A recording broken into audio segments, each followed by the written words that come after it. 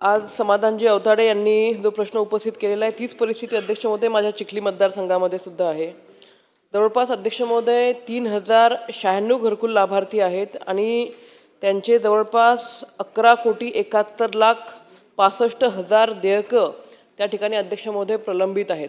मी स्वतः चिखली पंचायत समिती, बुलढाणा पंचायत समिती दोन्ही ठिकाणी आढावा बैठका घेतल्यात, परंतु नेमका प्रॉब्लेम काय आहे अध्यक्ष महोदय तो त्या ठिकाणी कळत नाही. मला संबंधित बीडीओंनी सांगितलंय की हे जो म्हणजे ज्या ज्या पद्धतीने काम झालं की पहिला, दुसरा, तिसरा हप्ता त्या ठिकाणी आपण वितरित करतो, परंतु हा हप्ता वितरित केल्यानंतर 45 दिवसाचा कालावधी तो त्या ठिकाणी लागतो. तर माझी विनंती अध्यक्ष महोदय, 45 दिवसाचा हा जो कालावधी आहे हा आपल्याला त्या ठिकाणी कमी करता येईल का? कारण की हा जो घरकुल लाभार्थी आहे याने त्या ठिकाणी कर्ज घेऊन आपल्या घरकुलाचं तो काम करत असतो आणि अशा वेळेला त्याला सुद्धा त्याची परतफेड करायची असते. तर हा 45 दिवसाचा जो स्पॅन आहे हा कमी करून त्याचं काम पूर्ण झाल्यानंतर जेव्हा पंचायत समितीकडनं त्याचं पेमेंट होतं तर ती ऑनलाईन प्रणाली जी काय असेल तर तो स्पॅन कमी करून 8-10 दिवसामध्ये त्या घरकुल लाभार्थ्याला त्याचे हप्ते अध्यक्ष महोदय मिळाले पाहिजे.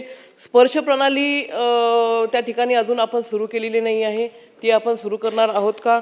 आणि अध्यक्ष महोदय, हा जो प्रश्न विचारण्यात आला होता वाळूच्या संदर्भातला, मी जवळपास एक 6 महिने झाले 2 ते 3 बैठका घेतल्यात, परंतु असं सांगण्यात येतं प्रांतांकडनं की वाळू त्या ठिकाणी उपलब्ध नाही आहे, त्याच्यामुळे आपण त्यांना 5 ब्रास वाळू देऊ शकत नाही. परंतु अवैध वाळू अध्यक्ष महोदय आमच्या भागामध्ये खूप मोठ्या प्रमाणामध्ये होते, परंतु घरकुल लाभार्थ्यांसाठी वाळू उपलब्ध होत नाही.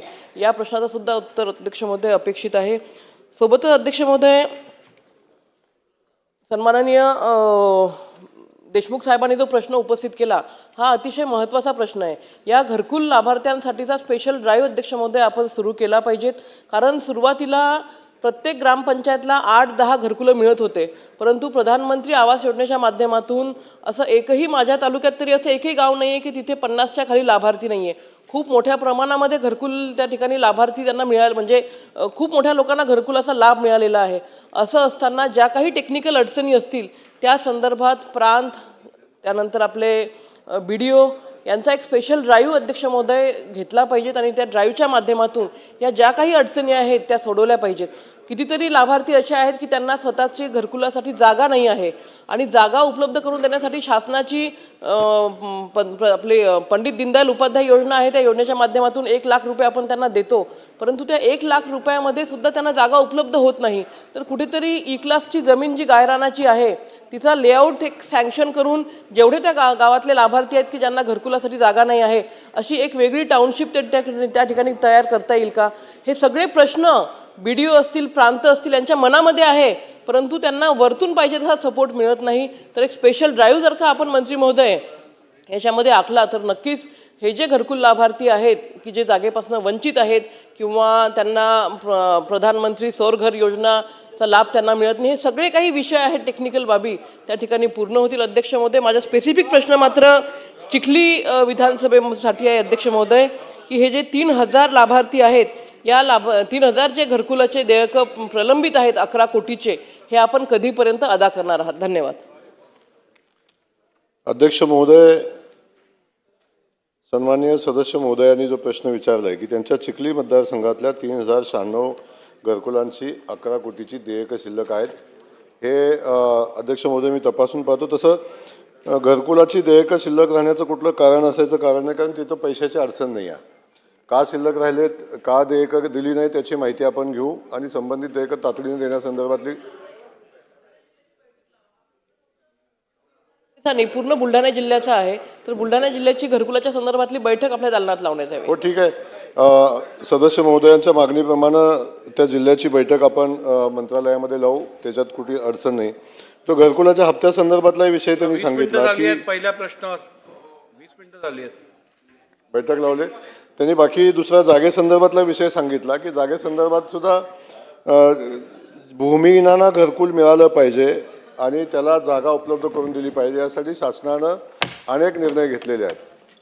त्यातला निर्णय 1 लाख रुपयेपर्यंत, आता आपण पहिलं 50,000 रुपये घरकुलाची जागा खरेदीला देत होतो, आता 1 लाख रुपये देतो. गायरांची जागा आता देतो आपण, शासनाची उपलब्ध जागा देतो.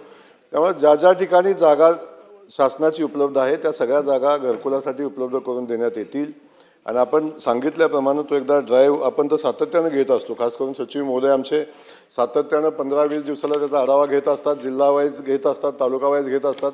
त्यामुळं असंख्य लोकांना ज्यांना जागा नव्हत्या त्या लोकांना जागा उपलब्ध झालेल्या आहेत. त्या लोकांचं घराचं काम चालू आहे. त्यामुळे शासन याबाबतीत बिलकुल गंभीर आहे की एकही भूमिहीन घरापासून वंचित राहिला नाही पाहिजे.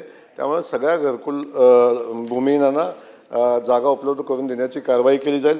वाळूच्या संदर्भातली मी भूमिका सांगितली की वाळू मोफत शासनानं देण्याचा निर्णय घेतलेला आहे, परंतु वाळू मोफत द्या म्हणून किमान पास घ्यायला तरी घरकुलाच्या लाभार्थ्यांनी BDOपर्यंत तहसीलदारपर्यंत गेलं पाहिजे आणि तिथून पास घेतले पाहिजेत आणि त्यांनी वाळू उपलब्ध करून घेतली पाहिजे. आपण सातत्यानं पाहतो की प्रत्येकाचं म्हणणं असं आहे की घरकुलाची वाळू आम्हाला घरपोच द्यावी. शेवटी वाळू उपलब्ध करून वाळूचे पास मोफत उपलब्ध करून देण्यात येतील, पण तो वाळू तर उपलब्ध करून घेतली पाहिजे. आणि तहसीलदार ज्या ठिकाणी वाळू आहे अशी ठिकाणं पण आपल्याला आयडेंटिफाय करून देतो आणि कुठून वाळू घेतली पाहिजे याही संदर्भातली माहिती तहसीलदार देत असतात. ठीक आहे. प्रश्न क्रमांक 2. अध्यक्ष महोदय, प्रश्न क्रमांक 23,612. अध्यक्ष महोदय छापल्याप्रमाणे अध्यक्ष महोदय,